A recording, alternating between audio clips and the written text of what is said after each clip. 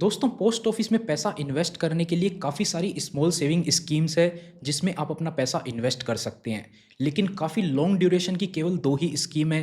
PPF scheme जिसमें आपको 15 साल तक पैसा जमा करना होता है, और दूसरी स्कीम है सुकन्या समृद्धि योजना जिसमें भी आपको 15 साल तक पैसा जमा करना होता है, लेकिन वो स्कीम 21 सालों तक की होती है। आपका पैसा 21 साल तक पड़ा रहता है। अब लॉन्ग ड्यूरेशन स्कीम होने के साथ साथ अच्छा इंटरेस्ट रेट भी मिलता है सुकन्या समृद्धि स्कीम पे। तो पीपीएफ में फिर भी 7.1% ठीक ठाक है, इतना कुछ खास नहीं है।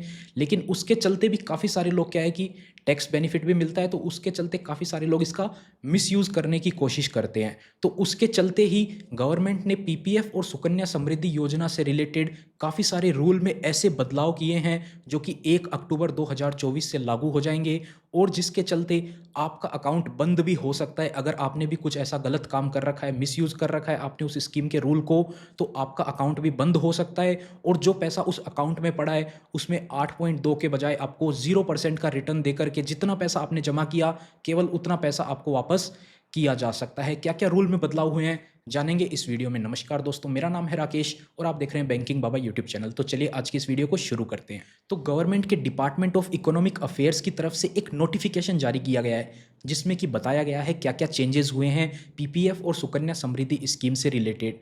उसी के साथ साथ अब देखिए, ये जो चेंजेस है वो इतने बड़े नहीं हैं, लेकिन जो एग्जिस्टिंग रूल थे उसमें कुछ कमियां थी। उन कमियों की वजह से काफ़ी सारे लोग इसका गलत फ़ायदा उठा रहे थे।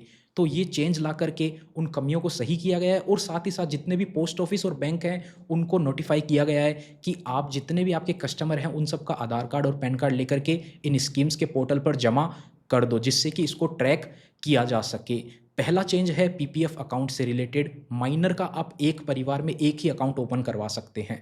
अभी तक काफ़ी लोग क्या है कि मल्टीपल अकाउंट ओपन करवा रहे थे। अगर उनके घर में दो माइनर चाइल्ड है, या फिर वो एक बैंक में एक पोस्ट ऑफिस में ऐसे दो अकाउंट भी ओपन करवा रहे थे, तो अब उसमें क्लियरली बताया गया है कि एक परिवार में एक ही माइनर अकाउंट ओपन किया जा सकता है, और उसकी भी जो लिमिट है वो मैक्सिमम 1.5 लाख रुपए ही रह सकती है। यानी कि आप खुद का अकाउंट मेंटेन कर रहे हैं और आप अपने माइनर चाइल्ड का भी मेंटेन कर रहे हैं, तो उसकी लिमिट को भी ध्यान रखा जाएगा। मैक्सिमम दोनों की मिलाकर 1.5 लाख हो सकती है, और एक परिवार में एक ही माइनर अकाउंट खोला जा सकता है। अगर आपने एक से ज़्यादा अकाउंट खोल दिए हैं तो उसको क्या है कि सेविंग अकाउंट में कन्वर्ट कर दिया जाएगा। उस पैसे पर आपको सेविंग अकाउंट का ब्याज मिलेगा, और जिस दिन माइनर की एज 18 साल हो जाती है तब से उस अकाउंट को पीपीएफ अकाउंट माना जाएगा, और तब से लेकर के 15 सालों तक वो पीपीएफ अकाउंट चालू रहेगा।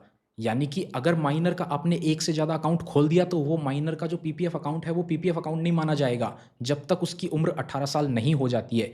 एक परिवार में एक हो सकता है, उससे ज़्यादा आप जितने भी अकाउंट खोलेंगे उन सबको बंद कर दिया जाएगा। यानी कि उनको सेविंग अकाउंट का इंटरेस्ट रेट दिया जाएगा जो कि 4% है केवल, और माइनर की एज 18 हो जाएगी उसके बाद में पीपीएफ वाला इंटरेस्ट रेट मिलेगा, और तब से लेकर 15 सालों तक वो अकाउंट चलेगा। तो अगर आपने एक से ज़्यादा पीपीएफ अकाउंट खोल रखे हैं अपने माइनर के, तो अब आप उसको बंद भी नहीं करवा सकते, और अब उसको ऐसे ही आपको कंटिन्यू करना पड़ेगा। और दूसरा जो चेंज आता है वो भी पीपीएफ अकाउंट से रिलेटेड है। पीपीएफ के रूल में क्लियरली लिखा हुआ है एक व्यक्ति एक ही पीपीएफ अकाउंट ओपन कर सकता है। अभी भी काफ़ी लोग क्या करते हैं, मल्टीपल पीपीएफ अकाउंट ओपन कर लेते हैं। एक जाते हैं बैंक में ओपन कर लेते हैं, दूसरा पोस्ट ऑफिस में ओपन कर लिया या किसी दूसरे बैंक में ओपन कर लिया। फिर वो बोलते हैं मैं यहाँ पर भी 5,000 जमा करूँगा, यहाँ पर भी 5,000 जमा करूँगा। वो उनका रूल है, लेकिन आप एक ही अकाउंट ओपन कर सकते हैं। अभी तक आपने एक ज़्यादा अकाउंट ओपन कर लिए तो अब आधार कार्ड पैन कार्ड लिंक हो रहा है आपका पीपीएफ अकाउंट से भी। अगर अभी तक नहीं जुड़ा हुआ था तो आपको देना पड़ेगा, और उसके साथ ही वो ऑटोमेटिक ट्रैक हो जाएगा, जिसके चलते आपका जो प्राइमरी अकाउंट है, जो सबसे पुराना अकाउंट है, उसको एक्टिव रखा जाएगा। बाकी सारे अकाउंटों को बंद कर दिया जाएगा और पैसा उसी अकाउंट के अंदर मिला दिया जाएगा। अब इसमें चेक किया जाएगा आपने एक साल में 1.5 लाख रुपए ही जमा किया है ना, सब जगह मिलाकर। 3 अकाउंट थे, अब यहाँ भी 50,000 जमा कर रहे हैं, यहाँ भी 50, यहाँ भी 50, तो ठीक है, कोई दिक्कत नहीं है। तीनों अकाउंट में से 2 को बंद करके एक अकाउंट में सारा बैलेंस कर दिया जाएगा। वरना अगर आप क्या कर रहे थे, 3 अकाउंट थे, एक में आपने 1 लाख जमा किया, दूसरे में भी 1 लाख, तीसरे में भी 1 लाख, आप हर जगह 1-1 लाख रुपए जमा कर रहे थे, तो आप ज़्यादा जमा कर रहे थे लिमिट से। तो 1 लाख रुपए वाला आपका जो मेन अकाउंट है ना, उसको रखा जाएगा। दूसरे अकाउंट के 50,000 रुपए को उसमें ट्रांसफ़र किया जाएगा। 1.5 लाख का आपका अकाउंट कंटिन्यू करेगा, बाकी अकाउंट को बंद कर दिया जाएगा, और एडिशनल जितना भी पैसा आपने जमा किया वो आपको वापस रिफंड कर दिया जाएगा, और उस पे आपको कोई भी इंटरेस्ट नहीं दिया जाएगा। ज़ीरो इंटरेस्ट, ना ही सेविंग अकाउंट का। आपने जितना दिया केवल उतना ही मिलेगा। जितने सालों से आप ये गड़बड़ करते आ रहे हैं, पूरा पैसा आपको वापस रिफंड होने वाला है बिना इंटरेस्ट के। तो मैक्सिमम लिमिट का ध्यान रखते हुए वो कंडीशन चेक की जाएगी। आपने किसी भी साल में अगर ज़्यादा पैसा जमा किया होगा, आपका अकाउंट बंद कर दिया जाएगा और रिफंड दे दिया जाएगा। एक अकाउंट आप कंटिन्यू कर सकते हैं 1.5 लाख रुपए तक की लिमिट का। तीसरा और अगला रूल आ जाता है, ये भी पीपीएफ से रिलेटेड ही है, ये है एनआरआई कस्टमर्स के लिए।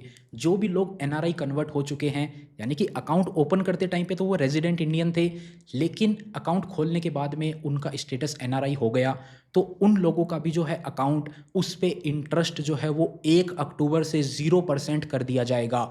और 30 सितंबर तक जो उन्होंने पैसा जमा करके रखा एनआरआई कन्वर्ट होने के बाद में, उस पैसे पर भी उनको केवल 4% यानी कि पोस्ट ऑफिस का सेविंग अकाउंट सिंपल इंटरेस्ट वाला ब्याज दिया जाएगा।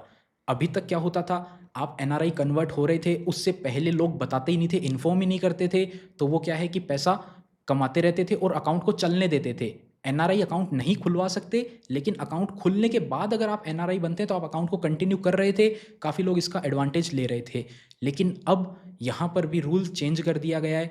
आपका अकाउंट जो है उस पे आपको सेविंग अकाउंट का इंटरेस्ट मिलेगा अभी 30 सितंबर 2024 तक, और उसके बाद से तो कुछ भी इंटरेस्ट नहीं मिलेगा, 0 रुपए का आपको इंटरेस्ट मिलेगा।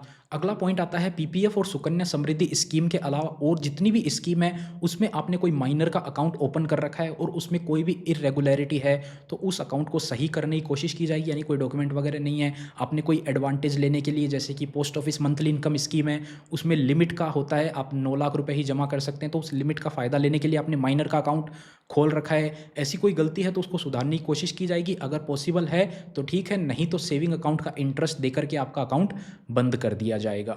इसके अलावा अगला जो चेंज किया गया है वो है सुकन्या समृद्धि योजना से रिलेटेड। इसको ध्यान से सुनिएगा, बहुत इंपॉर्टेंट है। अभी तक क्या होता था कि एक परिवार में 2 अकाउंट खोलने की सुविधा मिल जाती थी, एक बेटी के नाम पे एक, दूसरी के नाम पे दूसरा। एक परिवार में 2 खाते आप खोल सकते थे, उसमें पैसा जमा कर सकते थे, अच्छा इंटरेस्ट रेट मिलता है 8.2% का अभी के टाइम पे। अब देखिए यहाँ पर क्या होता था, काफ़ी सारे लोगों के क्या है कि ग्रैंड पेरेंट्स के नाम पे वो अकाउंट खुलवा देते थे, क्योंकि गार्जियन होना जरूरी है। जो गार्जियन है वो उसके पेरेंट्स होते हैं, लेकिन काफ़ी लोग क्या करते हैं कि ग्रैंड पेरेंट्स के साथ में जाके, अपने दादा दादी के साथ में जाके अकाउंट खुलवा देते थे। तो उसमें क्या होता है कि उनके ग्रैंड पेरेंट्स जो है उनके गार्जियन के नाम पे अकाउंट खुल जाता था, और वहाँ पर क्या है कि पैन कार्ड की ट्रैकिंग हो नहीं सकती है, क्योंकि खाता तो आपने क्या है कि अपने ग्रैंड पेरेंट्स के नाम से खुलवा रखा है, तो एक परिवार में मल्टीपल अकाउंट भी हो सकते थे। तो उस चीज़ को बदला गया है, ग्रैंड पेरेंट्स अब अकाउंट को मैनेज नहीं कर सकते, वो अकाउंट जो है उसके जो बायोलॉजिकल पेरेंट्स हैं उनके नाम पे उनको ट्रांसफ़र करना होगा, और वो ही उस अकाउंट को मैनेज करेंगे।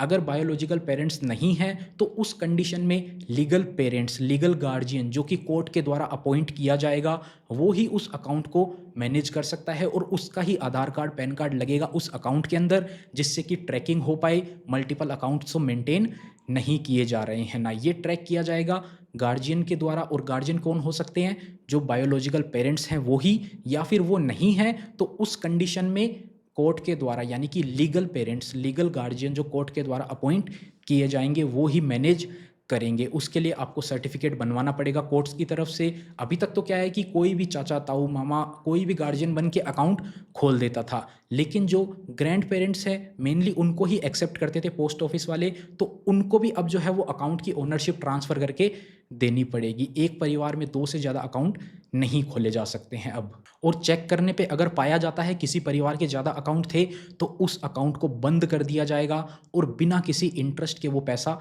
रिटर्न कर दिया जाएगा। तो उम्मीद करते हैं आपको वीडियो पसंद आई होगी, रूल भी समझ में आ गए होंगे। हर रूल को एकदम डिटेल में समझाने की कोशिश करी है। ये जो रूल हैं 1 अक्टूबर 2024 से लागू हो जाएंगे। जो चेंजेस हैं वो गवर्नमेंट ने अभी नोटिफिकेशन ला करके किए थे। मिलते हैं आपसे फिर किसी नए और इंटरेस्टिंग वीडियो में, तब तक के लिए अपना ख्याल रखिएगा।